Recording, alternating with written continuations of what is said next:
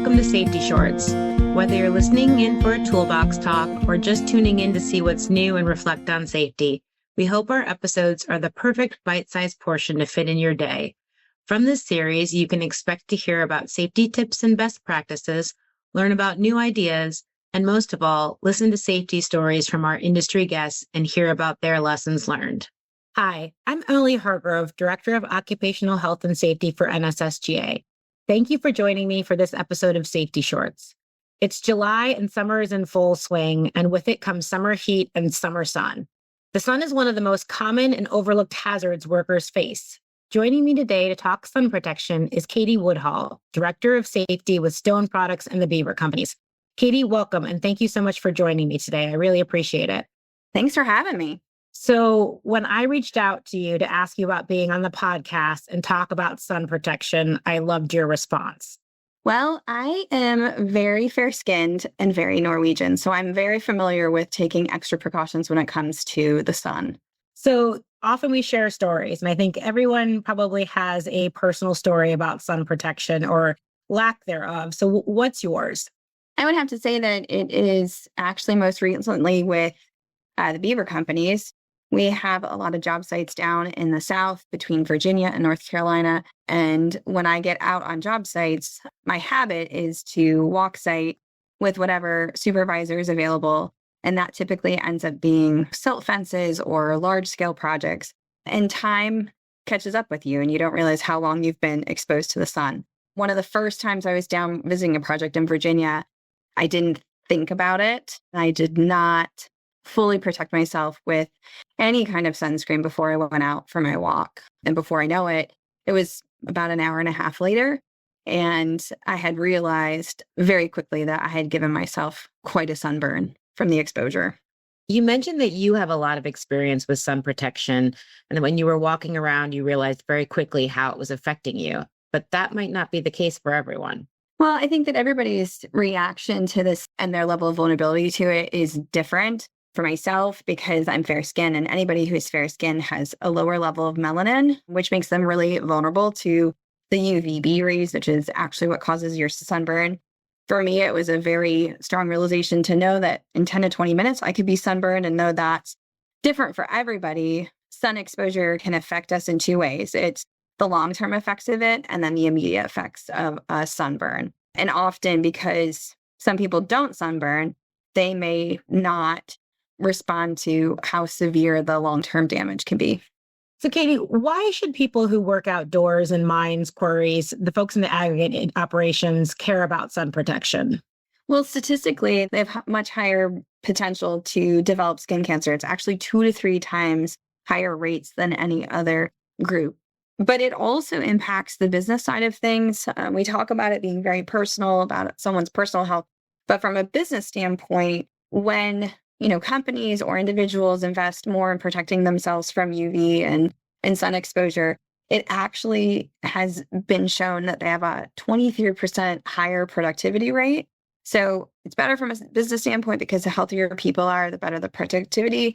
But from a workers' comp standpoint, if you do have someone who has a severe case of exposure, it's not just workers' comp claims or the medical costs. It also includes administrative costs, lost time if it's severe. And on average, all of that in total can be between $15,000 and $40,000 per claim. So it really can hit a business bottom line in addition to just having a really painful sunburn. Yeah, I mean, it's like anything else from a safety perspective, having a really holistic approach to protecting not just the individual, but the business side of things as well, is what will create the healthiest work environment and the most protection against the sun and heat. Sun exposure isn't just about UV though, right? It also drives heat-related illness. Yeah, it absolutely does. What we have the most conversations about at Stone and Beaver is making sure that we're hydrating, because dehydration can also be a symptom of heat exposure along with dizziness and exhaustion. Heat stress can also lead to really unsafe or poor decision-making, slower reaction time, and actually has been shown to increase accidents on work sites. Severe cases can lead to both heat stroke and heat exhaustion, heat stroke being worse than heat exhaustion. And we talk often about the symptoms of that, but it is really a severe thing and comes on very fast. So if we can get ahead of the other things, hydrating, work schedules, shade, both the sun protection and the heat protection will make sure that your work groups are safer. Given all the warning signs, besides sunscreen, what are some simple ways workers can protect themselves? A lot of the recommendations that we make and a lot of the incentives that we've moved towards, first and foremost, is going to be a full brim hard hat. So often our job sites, everyone is in a hard hat all of the time. If they're not in a hard hat, they're usually out of the sun exposure. Our rules require that even our operators use and wear hard hats while they're in the cab of their truck. So that's just one way that we guarantee protection when they're getting in and out of equipment. The full brim that we use helps to protect the top of the ears, back of the neck. We use ones that are lightweight and vented to help also with the heat stress that they might be exposed to. UV protective sunglasses or the safety glasses are another thing that we push really heavily. UPF 50 plus for clothing is something that we talk about a lot. Oftentimes we have job sites where it is a part of the PPE requirements that they're in long sleeves. So, making sure that our people are thinking about what that looks like, especially during those really high exposure times from 10 a.m. to 4 p.m.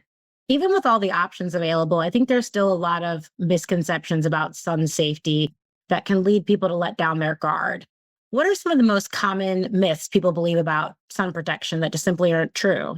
Oh, I think that if they believe that if they don't have a sunburn, that they haven't been exposed to potentially dangerous UV rays. I think that we've spent a really long time in industry, especially thinking that that was the only indicator of any hazard exposure or potential harm that could happen to our skin.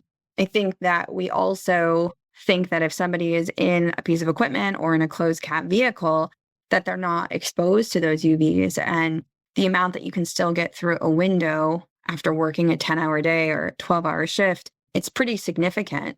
We recommend even for our people to wear gloves because the exposure that you have on your hands is actually fairly dangerous and can lead to really long-term damage. I think one of the other big issues is that you don't need sunscreen on a cloudy day or a cool day. And like you said, if you're not burning, you're not getting damage.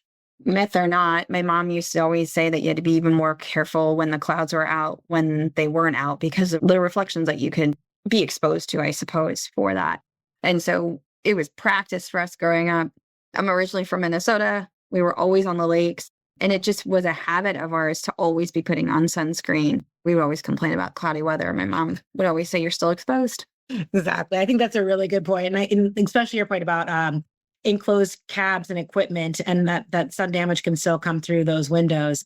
As we wrap up, if you could give every worker in the aggregates industry 3 easy sun safety tips to remember, what would they be? The first thing that is really important to remember is that, and you touched upon it, sun exposure isn't just about the UV. It also can drive that heat-related illness, which we talk about, I think, at length and much more than sun exposure. So more time in the sun maybe could cause dehydration quicker, and that also could lead to a number of things. So making sure that you are hydrating and that you're taking care of your physical body and not just your skin when you're out in exposed areas. It is about what you're doing to cover and protect your body, using those UPF rating clothing, suggesting for, everybody that we have out in the field, a dense weave because it reflects the UV rays better. Using bright or dark colors. So high vis yellow is a great color to wear to really help protect from those UV rays. Loose fitting because stretched material lets the UV rays in. So really what you're coming to work in is a critical part of protecting yourself. And it's using sunscreen. It's finding one that works for you. It's making sure that you're reapplying it, especially if you're sweating a lot or you're exposed to water, and making sure that you're hydrating your skin. So sunscreen and lotion are really important to make sure that you remain healthy in that part. Katie, thank you so much for joining us today and sharing your experience and your expertise. One thing that really stands out from our conversation is that sun exposure is part of the job for many people in the aggregates industry, but the risks don't have to be. To our listeners, thank you for joining us today for this episode of Safety Shorts. Please be sure to subscribe wherever you get your podcasts. We'll see you next time. Stay safe.